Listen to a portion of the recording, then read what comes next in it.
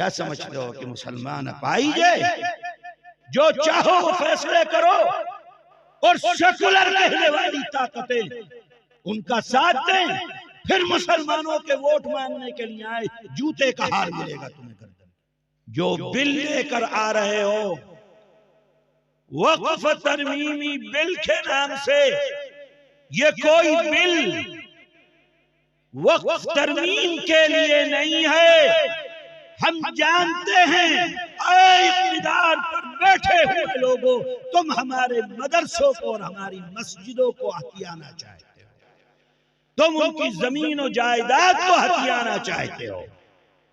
और हुकूमतें चाहे जिस सूबे की हुकूमत हो, जो मरकज के साथ इस बिल की हिमायत के अंदर खड़े हुए हैं, जब वक्त आएगा मुसलमान, अगर तुमने इस बिल को पास होने दिया, मुसलमान जूते का हार लेकर तुम्हारे लिए इस्तेमाल में खड़ा होगा।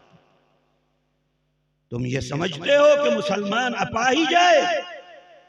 तुम ये समझते हो कि जो चाहे वो करें? याद रखो, अपने ईमान की हिफाजत के लिए, अपने दीन की हिफाजत के लिए मुसलमान अपनी गर्दनों को कटाने से भी पीछे हटने वाला है। वतन की हिफाजत, हम उसके लिए भी अपनी जान की बाजी लगाने को तैयार हैं, और अपने दीन और मजहब और शरीयत की हिफाजत के लिए भी हम अपनी जान की बाजी लगाने से पीछे हटने वाले नहीं। क्या समझते हो कि मुसलमान अपाहिज है? जो चाहो वो फैसले करो और सेकुलर कहने वाली ताकतें उनका साथ दें, फिर मुसलमानों के वोट मांगने के लिए आए, जूते का हार मिलेगा तुम्हें गर्दन। मेरे अजीजों, इन मदरसों की हिफाजत करो, इन मदरसों की अहमियत को जानो। दुनिया के अंदर तुम्हारा ईमान की हिफाजत जभी तक हो सकती है जब तक ये मदरसे जिंदा हैं। मदरसे खत्म हो जाएंगे, ईमान की हिफाजत नहीं कर सकते, आने वाली नस्लों के ईमान की हिफाजत नहीं कर सकते। और ये कोई इन्हीं का मसला नहीं है कि जो आज हुकूमत पर बैठे हो, इससे पहले मुल्क की आजादी के बाद से जो भी हुकूमत आई है, कैसे मुसलमानों से उनके मदरसों को ले लिया जाए, इस कोशिश के अंदर लगे हुए थे। इससे पहले जो इक़्तिदार में थे, उन्होंने उसका दूसरा एक तरीका अपनाया था कि जगह जगह मदरसों को सरकारी बना दिया, सरकार के अंदर में ले लिया, रुपये और पैसे दिखलाए कि तुम अपने मदरसों को सरकार को दे दो तो तुम्हें ये ग्रांट मिलेगा। और लोगों ने अपने मदरसे सरकार के हवाले किए। आज वहां पर कोई पढ़ने वाला नहीं मिलता, कुत्ते लौटते हुए मिलते हैं। देख लो अपने सूबे के अंदर जाकर उन मदरसों का हाल, जो मदरसे कभी बड़े बड़े उलमा पैदा करते थे, आज वहां पर 10 और 5 बच्चे भी पढ़ने के लिए नहीं आते, खत्म कर दिया। वो उन्होंने उस तरीके पर जो इससे पहले हुकूमतों पर बैठे हुए थे। मेरे भाइयों, आज जो लोग हैं उन्होंने दूसरे तरीके से उसको हथियाने की और अपनाने की कोशिश की है और कर रहे हैं। ऐ मुसलमानों, बेदार रहो, अपने मदरसों की हिफाजत तुमको खुद करनी है, कोई दूसरा नहीं आएगा। और अगर सो गए और सोते रहे और तुमने ये समझा कि ये मौलवी तो पागल हैं, इन्हें तो कोई काम नहीं है सिवाय इसके कि इसी तरीके से बोलते रहें, तो याद रख लेना, लिख लेना, अगर मदरसों से गाफिल हो गए, आने वाली नस्लों के ईमान की हिफाजत नहीं हो सकती है इस मुल्क के अंदर। ये हमारे मदरसे हमारे दीन के किले हैं, दीन की हिफाजत करने वाले हैं, अल्लाह और रसूल की शरीयत के मुहाफिज हैं। अगर हमें अपने दीन से, इस्लाम से मोहब्बत है तो हमें इन मदरसों को जिंदा भी रखना होगा, हिफाजत भी करनी होगी। कोई आंच आती है, कोई अगर हमला होता है, पूरी शद्द मद के साथ उस हमले को रोकना। अपने बच्चों को दीन पढ़ाओ, दीन सिखलाओ। और वही मदरसे जो सरकार से इमदाद नहीं लेते वही काम कर रहे हैं, वही खिदमत कर रहे हैं। सरकार से इमदाद लेने वाले वो तो स्कूल बन गए, वहां अब तालीम नहीं रह गई है। अल्लाह ताला ने इसीलिए दीन पर खर्च करने वालों की बड़ी फजीलत बयान फरमाई, बड़ी फजीलत बयान फरमाई कि अगर तुम एक दोगे अल्लाह ताला बदले के अंदर कम अज कम 10 अता फरमाए। इंसान तो बड़ा हरीस है, कहने लगे अल्लाह आप तो बड़े दानी हैं, एक के बदले सिर्फ 10। अल्लाह ने फरमाया अच्छा तुम 10 पर राजी नहीं हो, चलो हम एक के बदले तुम्हें 70 अता फरमाए। इंसान ने फिर अल्लाह ताला से गुहार लगाई कि अय अल्लाह आप जैसा दानी, सारी कायनात के कुल मालिक आप हैं, सिर्फ 70। अल्लाह ने फरमा दिया मसलुल्लज़ीना युनफ़िक़ूना अम्वालहुम फ़ी सबीलिल्लाह कमसली हब्बतिन अंबतत 7 सनाबिल फ़ी कुल्लि सुंबुलतिन 100 हब्बा। अच्छा तो 70 पे तू राजी नहीं है तो सुन, जो लोग अल्लाह की राह में खर्च करते हैं उनकी मिसाल जैसे एक दाना जमीन में डालो, उस एक दाने से 7 शाखें निकल कर आती हैं और हर शाख पर 100 दाने, मतलब जमीन में एक डाला निकल कर 700 आए।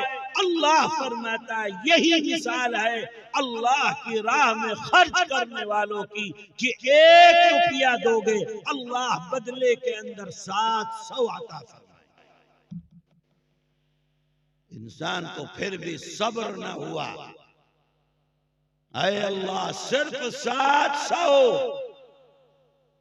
फरमा दिया। अच्छा चलो तुम जिस मोहब्बत के साथ मुझको दोगे अल्लाह फरमाता है मैं उसी तरह बढ़ा कर तुमको वापस आता हूं।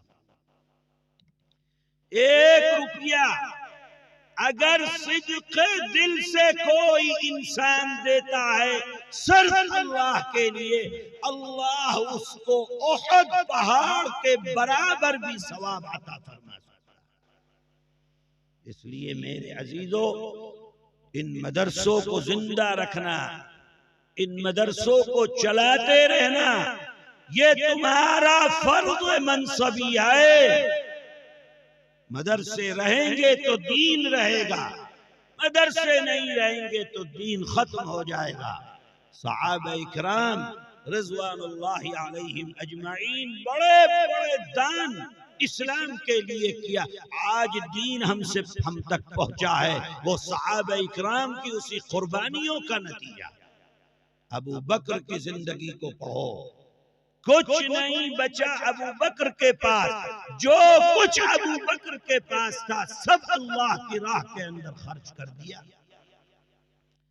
ये जो मदरसा है जिसके जलसे में इस वक्त हम और आप मौजूद हैं, मोहतमिम साहब कह रहे थे कि उनके पास यही जमीन थी जो जमीन उन्होंने मदरसे के लिए दे दिया और मदरसे को उसके अंदर कायम किया।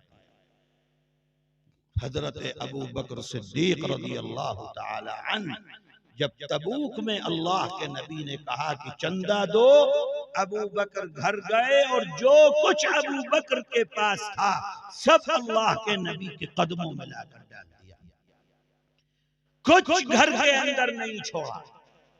अल्लाह के नबी ने फिर फरमाया कि चंदा लाओ। अब तो अबू बकर के पास कुछ नहीं आए, घर तशरीफ ले गए, दीवार को टटोल कर देख रहे हैं। घर वालों ने पूछा कि क्या दीवार पर हाथ लगाकर क्या देख रहे हो?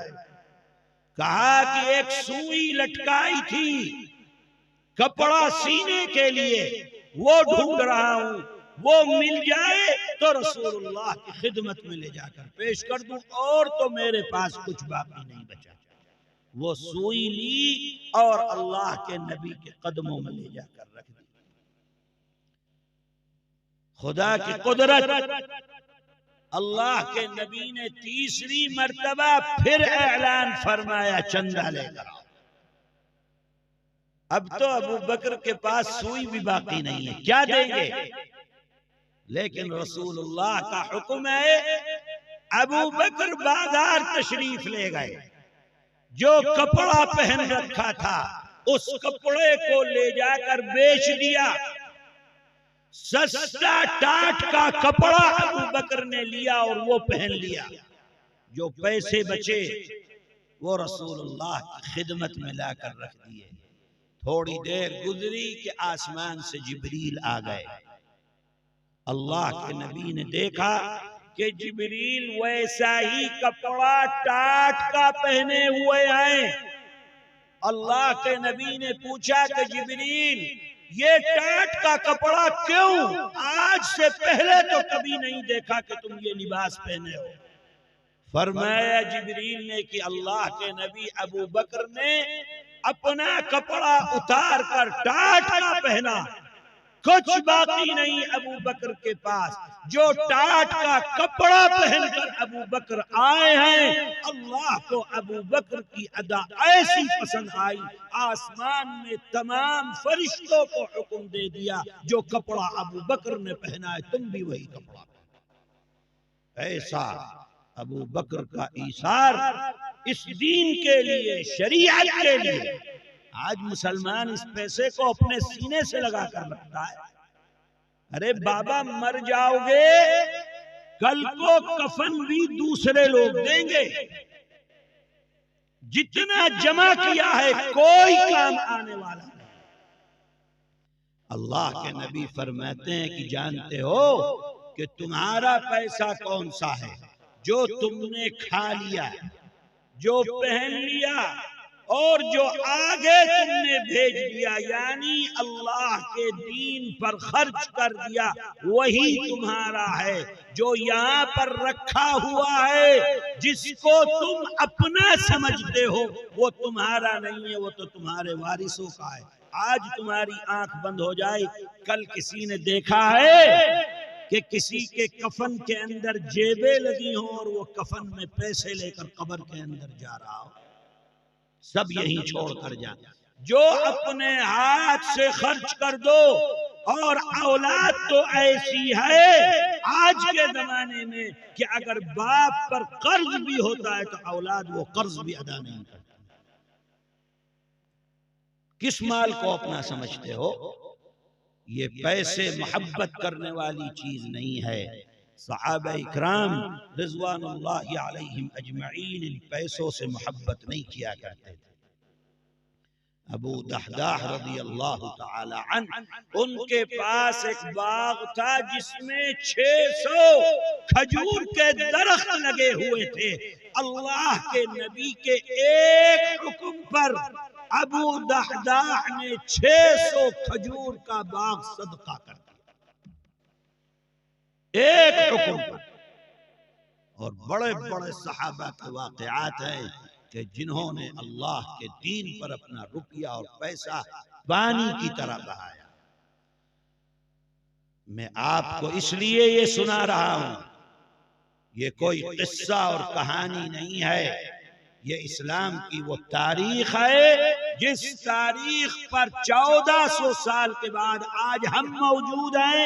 ये दीन हमारे पास अमानत है, अगर इसकी हिफाजत करके आने वाली नस्लों को हमने हवाले कर दिया तो हम कामयाब हैं। इन पैसों से मोहब्बत नहीं, इन पैसों से अल्लाह की रज़ा खरीदनी है, इन पैसों से अल्लाह की जन्नत खरीदनी है। दीन पर खर्च करोगे अल्लाह की जन्नत मिलने वाली। मेरे भाइयों, मदरसे से मोहब्बत करो, मदरसे के ऊपर खर्च करो, मदरसे को दान करो, इन मदरसों की अहमियत को समझो। यही मदरसे हैं जो तुम्हारे बच्चों के ईमान के मुहाफिज हैं। अपने बच्चों और बच्चियों को मदरसे के अंदर तालीम दो, दुनिया की तालीम से दूर रखो, इसलिए कि वहां ईमान जा रहा है। ऐसी तालीम दो जिससे ईमान की हिफाजत हो सके।